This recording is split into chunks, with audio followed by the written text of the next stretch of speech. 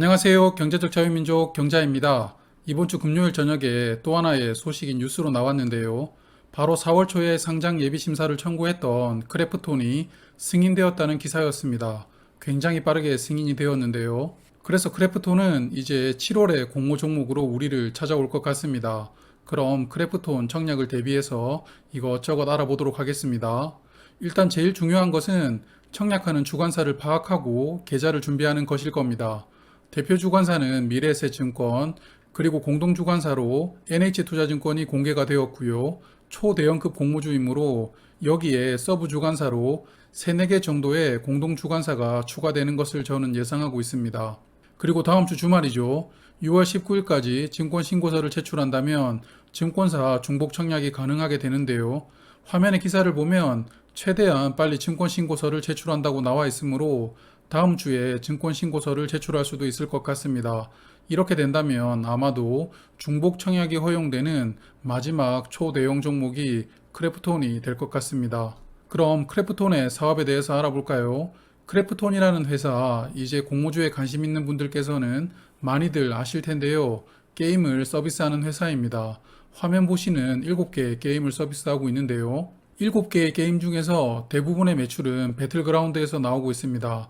크래프톤의 시작은 테라라는 게임이었지만 지금의 크래프톤을 만든 게임은 배틀그라운드입니다.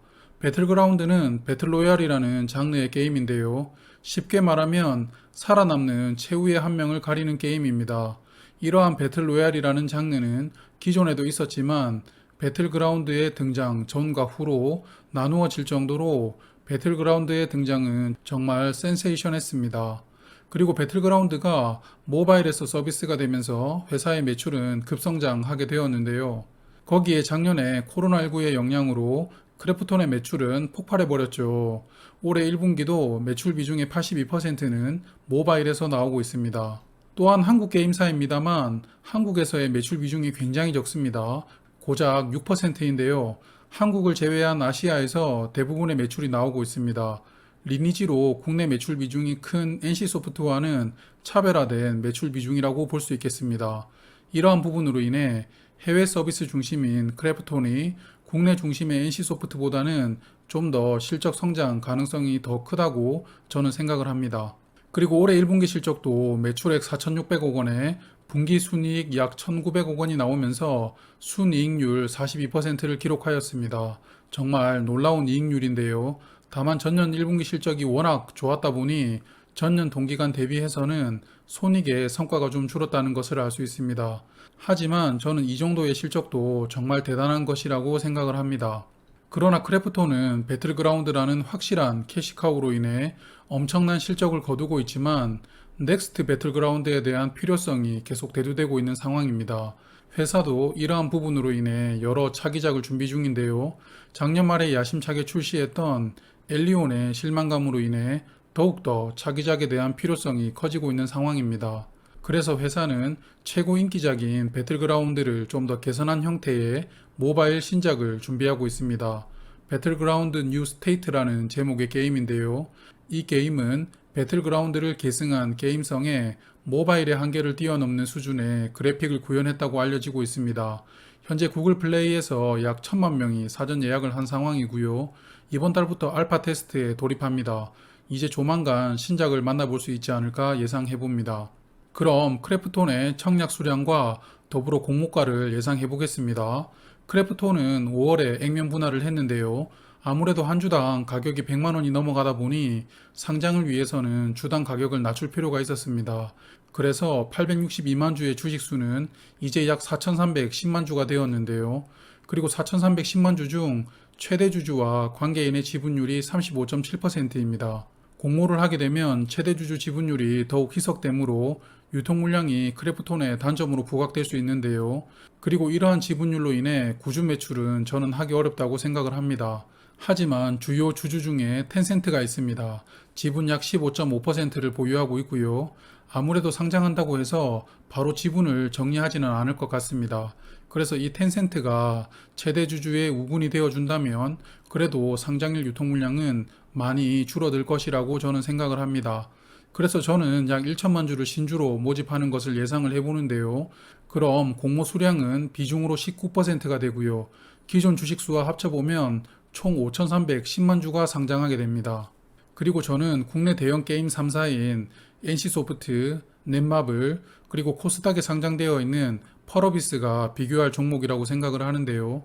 또 하나의 대형 게임사인 넥슨은 국내에 상장이 되어 있지 않으므로 저는 비교 종목에서는 제외하겠습니다. 화면은 6월 11일 기준 시가총액과 21년 1쿼터 기준의 PER인데요. 최근 펄어비스가 주가가 많이 올랐죠. 그래서 PER이 55까지 올라갔습니다. 세개 종목의 평균 PER은 44.3이 되고요. 그리고 아마도 순이익은 20년 2쿼터부터 21년 1쿼터까지, 즉 직전 4분기 실적이 공모가 산정에 적용될 확률이 높습니다. 그래서 20년 2쿼터부터 21년 1쿼터까지의 순이익을 합산해 보면 4,665억 원이 나오는데요. 이 4,665억 원을 공모가 산정에 적용하겠습니다. 직전 4분기 순이익의 평균 PER로 44.3을 적용하면 기업 가치 평가액으로는 약 20조 6천억 원이 나옵니다. 거기에 발행 예상 주식수인 약 5,300만 주를 나누어 주면 주당 평가가액이 약 39만 원이 됩니다. 이 주당 평가가액에 희망상단 할인율로 35%를 적용해주면 희망상단 금액으로 25만 3천 원, 그래서 저는 25만 3천 원을 공모가로 예상을 해봅니다. 이 공모가 기준의 시가총액은 약 13조 4천억 원이 되고요. 시초가가 150%로 출발을 한다면 주가는 약 38만 원, 시가총액은 20조 원이 됩니다. 그러면 NC소프트와는 시가총액이 비슷해지는데요.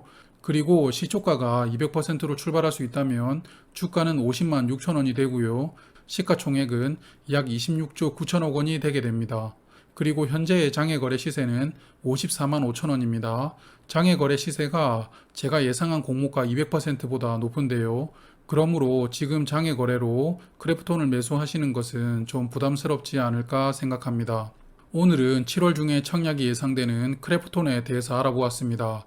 중간에 언급을 드린 기사처럼 7월에 청약을 하게 되면 공모가를 수정한 SD바이오센서의 청약이 끝나고 바로 크래프톤의 청약이 시작되는데요.